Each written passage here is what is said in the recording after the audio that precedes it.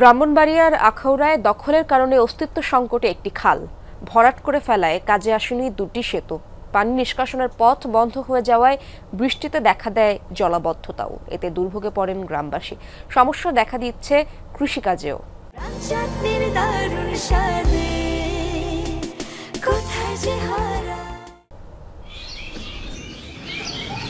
চারপাশে বাড়িঘর, মাঝে দুটি কংক্রিটের সেতু। এই সেতু দুটি না থাকলে বোঝার কোনো উপায় নেই এখানে একসময় খাল ছিল। স্থানীয়রা জানায় ব্রাহ্মণবাড়িয়ার আখাউড়ার বনগঞ্জ এলাকার দক্ষিণে হাওড় থেকে শুরু হয়ে গ্রামের ভেতর দিয়ে প্রবাহিত খালটির সংযোগ ছিল তিতাস নদীতে। একসময় এই খাল দিয়ে নৌকায় মালামাল পরিবহন হতো। প্রতি বছর আয়োজন হতো নৌকা বাইচের। কিন্তু ক্রমাগত দখলে অস্তিত্ব হারিয়েছে খালটি। ভরাট করে গড়ে উঠেছে বাড়িঘর, আবার কোথাও দখল নিয়ে করা হচ্ছে মাছ চাষ। আগে এদিক দিয়ে একটা খাল ছিল গ্রামের জন্য, এই খালটা এখন বর্তমানে বড় হয়ে গেছে। খালা ছিল ইয়া দিত দরকার থেকে আখাওড়া যেত, এই কারণে আগে ইয়া দিচ্ছিল, খাল দিয়ে ব্রিজ দেওয়া হয়েছে। এলাকাবাসী জানায় এক যুগ আগে খালের উপর দুটি ব্রিজ নির্মাণ করা হয়, কিন্তু নির্মাণ হয়নি সংযোগ সড়ক। মূলত 2014 সাল থেকে স্থানীয় আওয়ামী লীগ নেতাদের মদদে শুরু হয় দখল বাণিজ্য।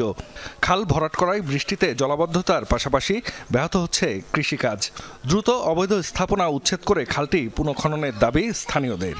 এই খাল দিয়ে গ্রামের পানি, বাড়িঘরের পানি নিষ্কাশন হইতো, সরে যাইতো। এখন তো খাল ভরাট করার কারণে পানি জলবদ্ধতা হয়ে মানুষের বিরাট সমস্যা। যতগুলো টাঙ্কি আছে, মনে করেন যে বাথরুমের যে ব্যবহার করে পানি, এই পানি এই বাড়ির থেকে ওই বাড়ি যাচ্ছে, ওই বাড়িতে ওই বাড়ি যাচ্ছে, এখানে যাওয়ার মতো কোনো সোর্স নাই। এটা কিন্তু স্কুলের মাঠ, এখানে পানি বন্ধ, পানি হয়ে যায়, মানে জলবদ্ধতা দেখা যায়। বৃষ্টি করে সারছে বড়ই এর লগে লগে তারা ওই বালু টালু ফালাইয়া বাড়ি করে লেছে, এখন ব্রিজ দিয়েছে কানা হইয়া। তবে যারা বাড়িঘর করেছেন তারা দখলের অভিযোগ অস্বীকার করেছেন। আমাদের নিজেদের জায়গায় ব্রিজ পড়ছে আর কি, আমাকে এটা তো কোনো ব্রিজ ছিল সুবিধার জন্যই, তখন আমাদের ইয়াতেই ছিল। পশ্চিম সাইডের রাস্তা নাই, পূর্ব সাইডের রাস্তা নাই, যে ব্রিজ সুড়াও করে গাড়ি আসা যাওয়া করবে, কোন দিক দিয়ে কোনো রাস্তা নাই। ওই দিক দিয়ে মালিকানা জায়গা, এই দিক দিয়ে মালিকানা জায়গা।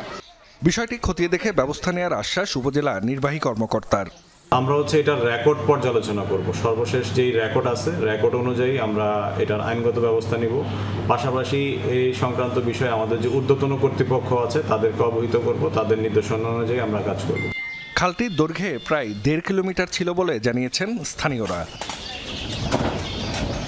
জাহিদ হাসান, যমুনা নিউজ।